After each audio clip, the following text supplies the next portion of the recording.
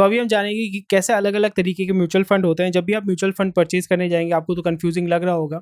तो for example अगर हम चले जाते हैं ग्रो के वेबसाइट में, वहाँ पे आप जैसे देख पा रहे हैं कि 1058 यानी 1058 आपके म्यूचुअल फंड्स अवेलेबल हैं। यानी अभी अगर अगर आपको म्यूचुअल फंड परचेज़ करना है तो 1058 म्यूचुअल फंड से आप चूज़ कर सकते हो। तो आप तो कन्फ्यूज़ हो जाओगे कौन-सा लें, कौन-सा नहीं लें, आपको समझ में नहीं आ रहा होगा। तो अभी हम डिस्कस करेंगे कि कैसे अलग-अलग टाइप के वेरिएशंस होते हैं। अभी तक आपको समझ में आ गया होगा कि म्यूचुअल फंड क्या होता है, एएमसी क्या होता है, एएमसी का एयूएम क्या होता है, यानी एसेट अंडर मैनेजमेंट। तो सबसे पहले यहाँ पे जो म्यूचुअल फंड होता है वो अलग-अलग तरीके से इन्वेस्ट करते हैं।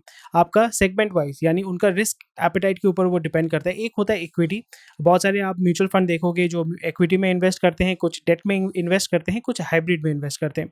तो अगर आपको ये समझ में नहीं आ रहा है तो मैं आपको समझाता हूँ। इक्विटी का मतलब होता है कि शेयर मार्केट में पैसा लगाना, जहाँ पे वो स्टॉक परचेज़ करते हैं।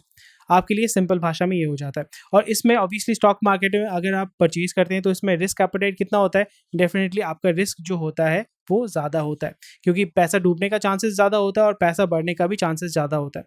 तो इसीलिए अगर हम चले जाते हैं यहाँ पे, आप देखोगे कि 43% 45% जो आपका रिटर्न देता है वो इक्विटी ही देता है। इतना ज़्यादा रिटर्न, मैक्सिमम रिटर्न अगर आपको चाहिए तो वो आपको इक्विटी रिटर्न देता है। इतना रिटर्न और दूसरा कोई दे नहीं सकता।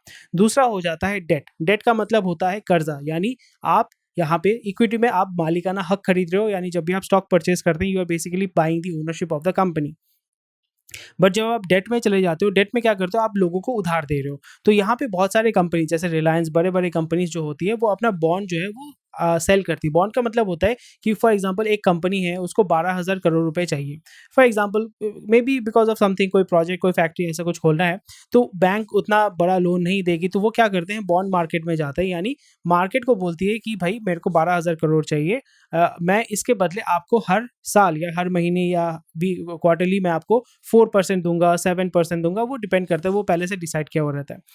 मतलब यहाँ पे आपका कैपिटल सेव रहता है और यहाँ पे वो आपको इंटरेस्ट देते रहते हैं। This is what is called bond. और यहाँ पे बहुत सारे म्यूचुअल फंड जो है वो बॉन्ड परचेज़ करती है। तो अगर हम यहाँ पे जाके देखते हैं, डेट अगर हम चेक करते हैं, तो आप देखोगे कि इतने इतने दिन का जो है मैच्योरिटी प्लान है, गवर्नमेंट बॉन्ड होते हैं, प्राइवेट मतलब पीएसयू बॉन्ड होता है, तो ऐसे बहुत सारे, गवर्नमेंट भी पैसा उठाती है मार्केट से। तो ऐसे बॉन्ड जो है वो म्यूचुअल फंड परचेज़ करती है। तो यहाँ पे भी आपको रिटर्न उतना ज़्यादा नहीं मिलता है, देख रहे हैं कि 3%, 4%, 5%, बट दिस इज़ फिक्स्ड। ये नहीं कि ये वैरी करता है, ये फिक्स्ड है, ये वैरी नहीं करेगा। पर इक्विटी में आपको वैरी करता है।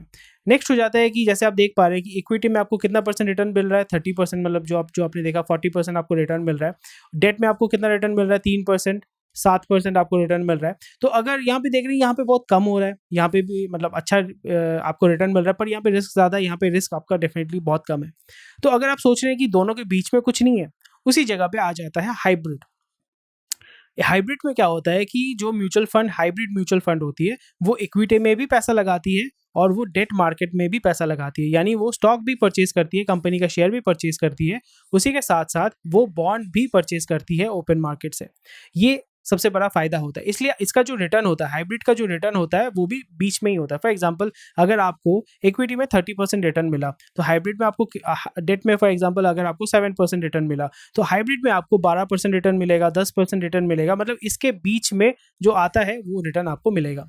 तो उसी तरीके से अगर हम चले जाते हैं हाइब्रिड में जैसे आप देख सकते हैं कि हाइब्रिड फंड जो होता है वहाँ पे आपको 14%, 12%, ये सारे जो हैं डेट फंड है, it's perfect equity and debt fund, ये मिक्स एंड मैच वो करके आपको देता है।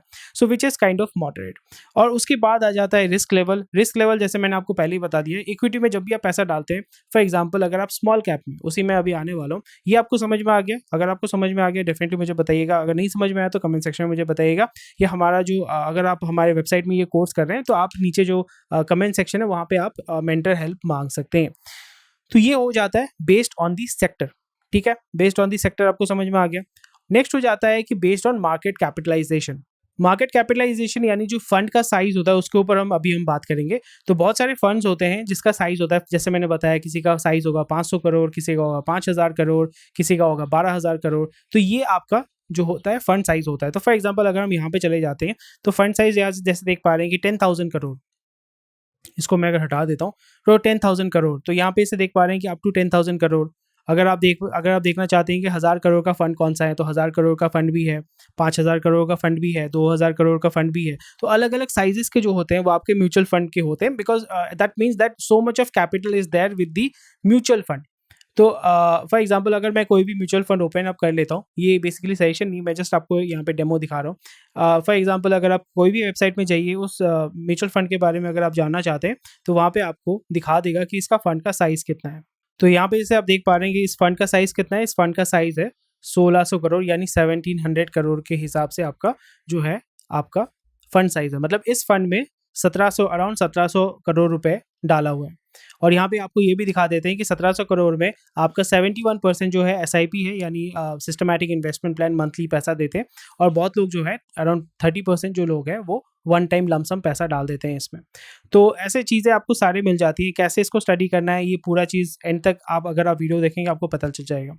तो कॉन्सेप्ट आपको समझ में आ गया। तो आपका जो फंड साइज होता है, फंड साइज पे भी मैटर करता है। नेक्स्ट हो जाता है कि अगर आप इक्विटी में पैसा डालते हैं, या जो म्यूचुअल फंड है वो इक्विटी में पैसा डालता है, उसमें भी ये मैटर करता है। फॉर एग्जांपल अगर मैं इक्विटी में पैसा डालता हूँ, तो इक्विटी में क्या होता है, आप देखोगे यहाँ पे small cap, infrastructure, small cap, mid cap, large cap, ये सारी चीज़ आपको देखने को मिलती है। जैसे मिड कैप हो जाता है, स्मॉल कैप आपको देखने को मिला। तो इसका मतलब हो जाता है कि वो जो फंड है वो शेयर मार्केट में स्पेसिफिकली लार्ज कैप में पैसा डाल रहा है। लार्ज कैप जैसे आपका एचयूएल हो गया, आईटीसी हो गया, एनएमडीसी हो गया, मतलब 12,000 करोड़ के ऊपर जिस कंपनी का मार्केट कैपिटलाइजेशन है उसी पे वो इन्वेस्ट करता है। तो वो हो जाता है large cap, basically large cap funds. Next हो जाता है कि बहुत सारे म्यूचुअल फंड का फोकस रहता है कि इक्विटी मिड कैप, और नेक्स्ट का हो जाता है equity small cap. Small cap का मतलब होता है, कितना होता है, 5,000 करोड़ से जो कंपनी का मार्केट कैपिटलाइजेशन जिसका कम है, that is called small cap. 5,000 से 12,000 करोड़ तक जिसका मार्केट कैपिटलाइजेशन होता है जिस कंपनी का, उसको हम कहते हैं मिड कैप। और 12,000 करोड़ के ऊपर जो कंपनी होती है जिसका मार्केट कैपिटलाइजेशन, उसको हम कहते हैं लार्ज कैप। ये चीज़ आपको समझना पड़ेगा। Large cap, mid cap, small cap, ये अगर समझ लेते हैं तो it will be much more easier.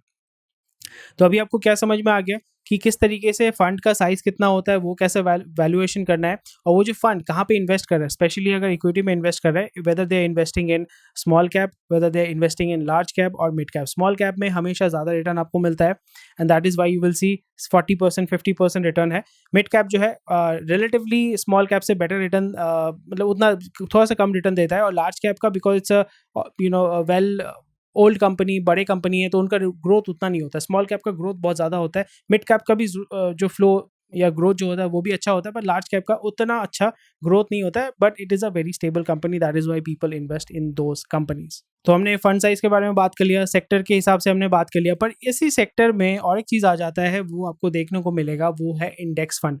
आप सही सोच रहे होंगे कि अरे भाई आपने इतना कुछ बता दिया, ये इंडेक्स फंड क्या चीज़ होता है। इंडेक्स फंड का मतलब होता है, इंडेक्स यानी फॉर एग्जाम्पल निफ्टी 50 आपने डेफिनेटली नाम सुना होगा। निफ्टी 50 में क्या होता है कि टॉप स्टेबल 50 कंपनीज जो निफ्टी सिलेक्ट करती है, उसका इंडेक्स, उसका एवरेज, उसको कहते हैं हम इंडेक्स फंड। तो बहुत सारे इंडेक्स फंड आपको, म्यूचुअल फंड आपको मिल जाएंगे जहाँ पे उनका मेन प्रायोरिटी होता है कि जो निफ्टी 50 या कोई भी इंडेक्स जो होता है, बीएससी का 50 हो गया या निफ्टी 50 हो गया, उसमें वो इन्वेस्ट करती है, यानी वो 50 कंपनी में ही इन्वेस्ट करेगी। तो कैसा होता है, चलिए देख लेते हैं। तो अगर हम चले जाते हैं यहाँ पे, चेक करते हैं कि किस तरीके का आपका यहाँ पे है। तो अदर में हम लोग चले जाएंगे, इंडेक्स फंड में हम चले जाएंगे। तो जैसे आप देख पा रहे हैं कि निफ्टी 100, निफ्टी 50, निफ्टी 50, निफ्टी 50। तो अगर हम फॉर एग्जांपल इसको ओपन अप कर लेते हैं, तो यहाँ पे आप देख पाओगे कि टॉप निफ्टी 50 जो कंपनीज है, जैसे रिलायंस हो गया, अडानी हो गया, वेदांत हो गया, तो उसमें ये लोग इन्वेस्ट करते हैं। इन्फोएज हो गया, यानी जो निफ्टी 50 प्राइमरीली, यहाँ पे आपको बता दिया था कि निफ्टी 50 ऑलरेडी यहाँ पे बताया हुआ है, निफ्टी 50 में इन्होंने इन्वेस्ट किया हुआ है। सो उनका जो फंड है उन्होंने उसी तरीके से एलोकेट किया हुआ है, किसी जगह पे 3%, 5%, 10%, उसी तरीके से उन्होंने एलोकेट किया है। और जैसा इनके पास रिटर्न आएगा उसी तरीके से वो इन्वेस्ट करते रहेंगे, और जो भी रिटर्न आता है वो आपको दे विल गिव यू, और वहाँ से वेल्थ क्रिएशन जो होता है। नेक्स्ट हो जाता है बैलेंस्ड फंड। सो बैलेंस्ड फंड आपको अगर सिंपल भाषा में मैं समझाऊं, तो बैलेंस्ड फंड और जो यहाँ पे हमने देखा था hybrid fund it is almost the same. Balance fund का मतलब होता है कि जो रिस्क मिनिमाइजेशन, यानी आपको रिटर्न भी मोटा मोटी मिलेगा पर रिस्क भी आपका उतना ज़्यादा नहीं होगा। जब भी आप small cap equity based market में जाते हैं तो आपका रिस्क बहुत ज़्यादा होता है, क्योंकि स्मॉल कैप डूब भी सकता है, पर अगर मतलब ग्रो कर गया तो बहुत भयानक चीज़ है, अगर ग्रो नहीं करता है तो डूब जाता है, तो फिर वहाँ पे लॉस ज़्यादा होता है। सो अगर आप रिस्क मिनिमाइजेशन करना चाहते हैं, कम रिस्क में काम करना चाहते हैं, तो balanced fund is one of the great things. और बैलेंस फंड जैसे मैंने बताया कि हाइब्रिड फंड में आप जा सकते हैं। तो उसी तरीके से जैसे आप देख पा रहे हैं कि हाइब्रिड के अंदर बैलेंस्ड हाइब्रिड हो जाता है, कंजर्वेटिव हाइब्रिड हो जाता है, आर्बिट्राज हो जाता है, तो ऐसे अलग अलग चीज़ें होती हैं। तो सिंपल बात है कि आपका जो डेट है, डेट और इक्विटी को मिला के आ जाता है हाइब्रिड, इसलिए आपका रिटर्न भी उसका एवरेज में ही आपको देखने को मिलेगा।